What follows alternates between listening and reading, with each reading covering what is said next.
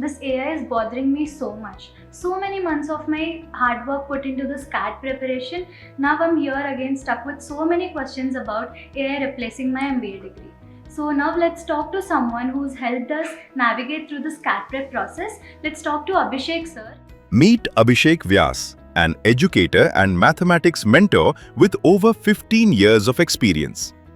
A CAT quantitative ability 100 percentiler, he has helped students master mathematics, logical reasoning, and problem solving.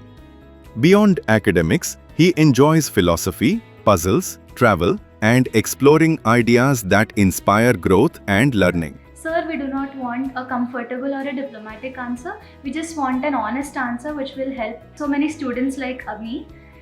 So now please help us clarify this question. Is MBA safe from AI?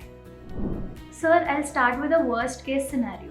Many consulting firms are heavily using AI. Many banks are automating their financial modeling, and many consulting firms like McKinsey and BCG are reducing their analyst intakes. If all of this is true, why am I doing an MBA? Manasa, I agree with part of what you said. So there are some specific roles under MBA which are under threat from AI. I won't deny that. Denying that would be being dishonest. However, we need to clearly understand this distinction. Now, which roles under MBA are evolving, which roles are getting automated, and which roles are disappearing? Let's look into that.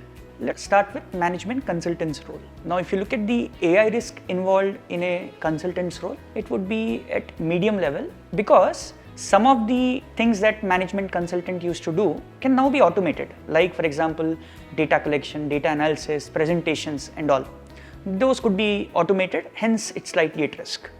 Now, what does a management consultant do? I hope you know this. So you sit with a business owner, you try to understand their issues, their basic deeper problems, and then you try to come out with a solution for it. Now, you as a human would be able to understand, would be able to take cues from what's around you. AI won't be able to do that. Now, let's look at product manager's role, which in my opinion is low to medium risk because now the research work can be automated. Now, let's also try to understand quickly what does a product manager do. Now, he's someone who does the vision setting and someone who is good with cross-functional negotiations. Now, think of a movie producer. Now, when the movie producer has a certain vision that he wants to show on the screen, he tries to get the directors, the actors and others, the support staff, all of them to work for his vision. That is a product manager for you.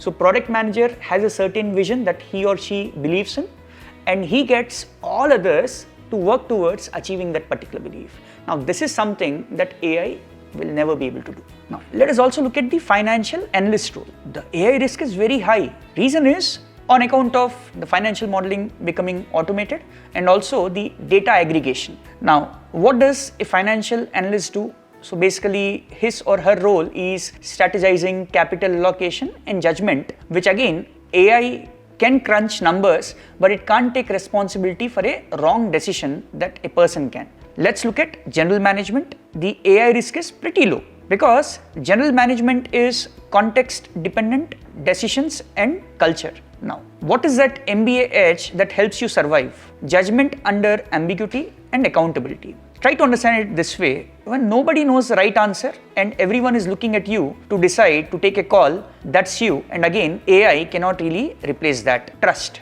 Let's also look at really hot career that people are picking up, entrepreneurship. The AI risk is low because AI is a force multiplier, not a replacement. MBA edge that helps you survive.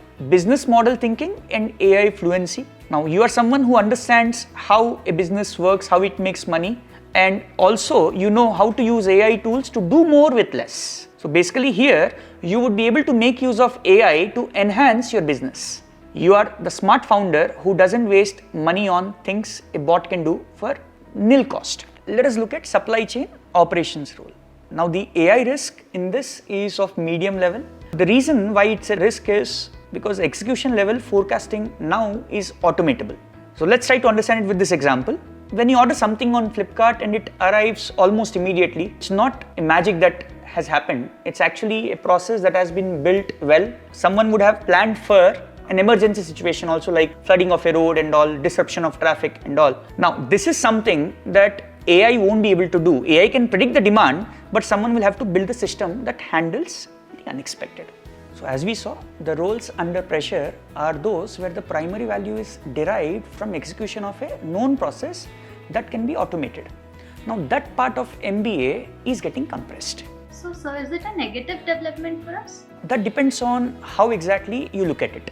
So let's think of some graduates who learns the skill and frees up the bandwidth for things that AI cannot do. It's really a blessing, I would say. But for someone who would resist this development, the advent of AI, now I think it would be a negative for them. So, sir, how do we know that these roles can't be automated soon? See, these are not task-based roles. These are fundamental for an organization to function. So you actually need someone who can be trusted, who can actually be held accountable, so that AI cannot do. Let's look at some key skills which are required for doing well at an organization. Judgment under ambiguity, which AI cannot really do. So let's try to understand how it looks like. Deciding with incomplete, sometimes conflicting data, you need that human presence there. Why AI can't replicate it? Let's also talk about this. AI only optimizes for known variables. How MBA can build this particular skill? Because MBA is based on case study method of teaching with no clear answers. Now over there, it's all discussion, no specific answer would be the right answer. Second skill, stakeholder navigation. What it exactly looks like? Aligning people with different incentives. Now why can't AI replicate it? Let's also try to understand this. Because politics, trust and ego, these are all contextual things. Now, how will MBA help you build this? Because in MBA, during the 2 years, you would be doing so many group projects and live projects, live consulting too. Now, let's look at the third skill, accountability. Now, what it looks like? Standing behind a decision when it fails. Now, AI cannot really do this. AI has no skin in the game. How MBA will help you build this? Because there are PCL responsibility and startup tracks. So, AI gives you the analysis, but judgment is what you do with that analysis in a specific context. Now, AI can generate a stakeholder matrix. However, it would be the person who would be able to judge the energy of the room and pivot the pitch based on stakeholders' interest. Now, this is a purely human skill. Thank you so much, sir. I also have another question. Sir, are there any MBA roles which are growing because of AI? There are 3 areas which are on the uptick. Let's talk about them. The first one is AI product manager.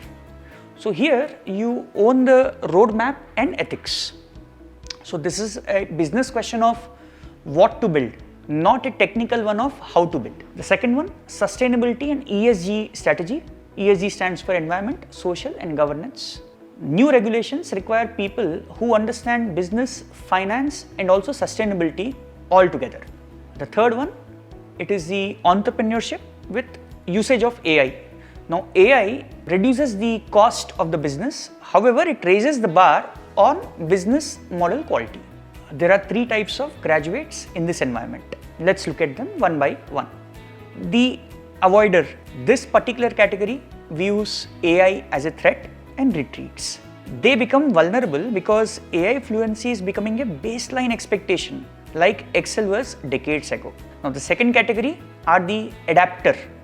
They use AI for 3x efficiency. They delegate automated tasks to AI and invest time in high judgment activities. Now the third category, the leader. They treat AI as a strategic variable. They decide which processes to automate and which data sets to invest in. This is the type top IIMs aim to produce. Now, I would like to share a few things that you need to do differently. Now, I would be pointing out 4 specific things. Let's look at the point number 1. Build an AI era narrative. Now, if you look at the PI experiences of candidates, now you notice that PI panels have already started using AI, questions like how is AI going to affect your industry?